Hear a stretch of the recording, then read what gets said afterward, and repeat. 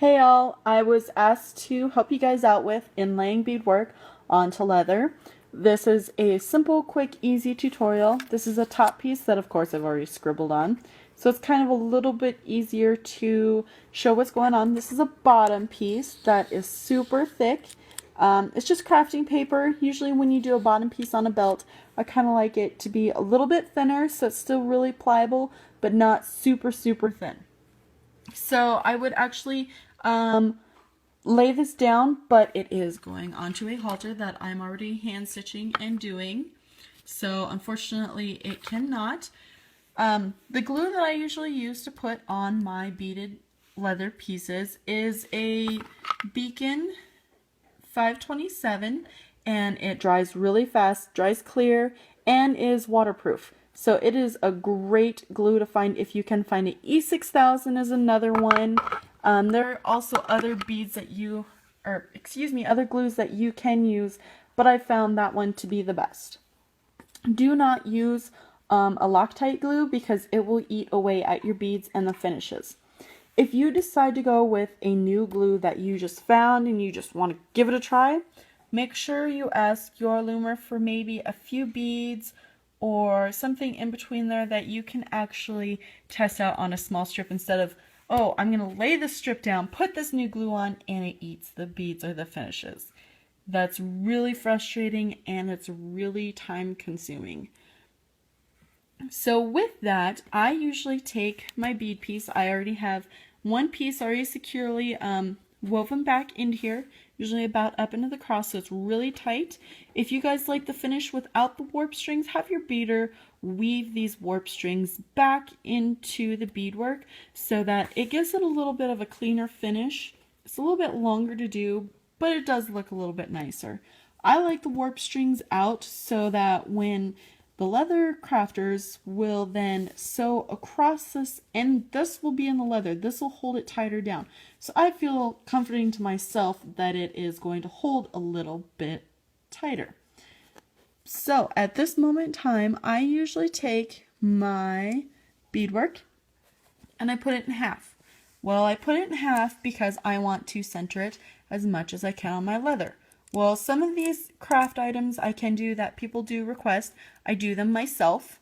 Sometimes I do hand stitching. Sometimes I have a sewing machine that I can do through really light leather. Now, when you lay this beadwork down, you want it to be as flat as possible. So sometimes taking it and before you even put it on the glued spot, take it and just press it down slightly. So I had a black line in the middle of here, and that black line was to show the glue. Now, when you lay this down, put a thing of glue in the middle and spread your beadwork around and rub it around so it covers all of these beads. You do not want to have so much glue that it seeps through the beads because some of that will actually not make the beads look a funky color, or it will eat the beads away and it will kind of make it bubble. There's a lot of different scenarios that can happen with beads and glue, which is really, really hard to deal with. So make sure you stick with one of those glues that I've mentioned or something similar. Test it first. That's all I have to say. So I usually lay my beadwork down. I'm using tape to represent as the glue right now, so it's kind of straight. Anyways, with that, it's laid down. I am going to take one of my handy dandy Fire Mountain Gems magazines because they are super heavy and lay them down on the beads. That is going to press the beads. That is going to keep them from bubbling down here at the edges and is going to make your beadwork look super flat. So with it being super flat, it's dried for maybe 2 to 4 hours. You can go longer if you don't feel comfortable with that. Sometimes I do 6, or I do it overnight while I work on a different piece or a different part of a piece. So make sure this is flat, dried, glue's not seeping through, and it looks super clean and sharp. So I'm going to use tape. Leave your warp strings long like this. If you cut that, oops, actually came untied, great. But if you do not leave those warp strings long and in the leather. It's not as secure, I feel. I really do like it to be in the leather. It's one of my, I guess, more comforting steps that really does happen in with it. So kind of ask what you want to do. I mean, you can take those off, make it be a little bit cleaner looking. That might help, but I like the stability of it being in between the pieces of leather. Now, some of I've seen will actually sew right down here. Now, sewing right down there, right at this step, would not be a bad step at all. It wouldn't be on the top right here like I have. That's also another portion that you can do. So sewing right down here will actually make this stable. After the glue's dried, or before or during, is also, a simple possibility to do it. But sewing here would hide this right there. So you're going to take your top leather and hopefully very carefully place it on top.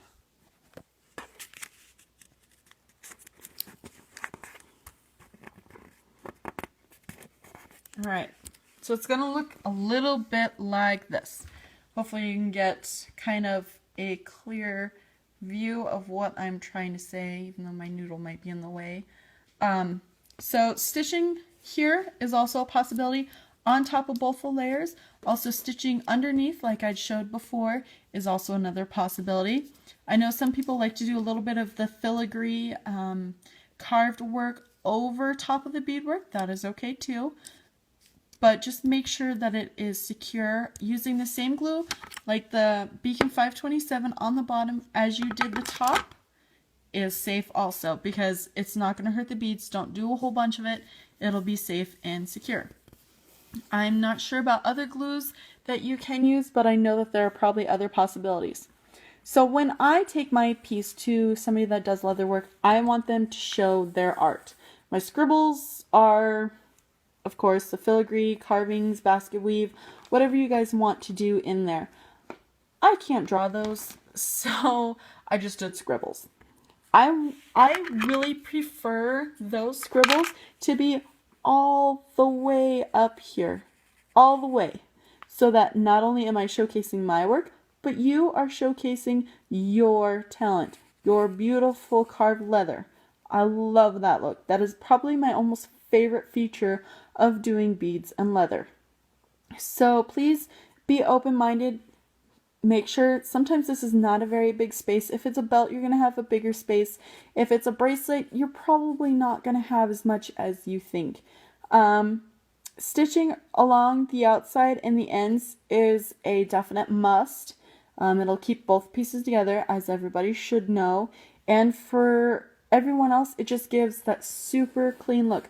I know that this is a possibility where lacing can come in, certain different types of stitching I've seen, I was asked about, we were kind of playing around with. It can be tricky, kind of depending on how they want their leather piece finished, but make sure you keep an open mind to new customers and what they are looking for. So this is kind of a short, easy tutorial. If you have any questions, please ask. I am hoping that this made a lot of sense. I just did it with craft paper. I am working on a leather one, but that is going to take me a little bit longer. So please work with me.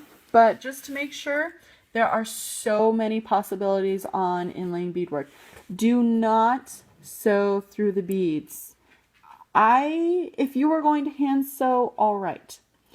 But if you are going to use a machine, a presser foot on this, and that needle's going to punch through, well, if it hits one of these these are size 15 Miyuki Delicate beads.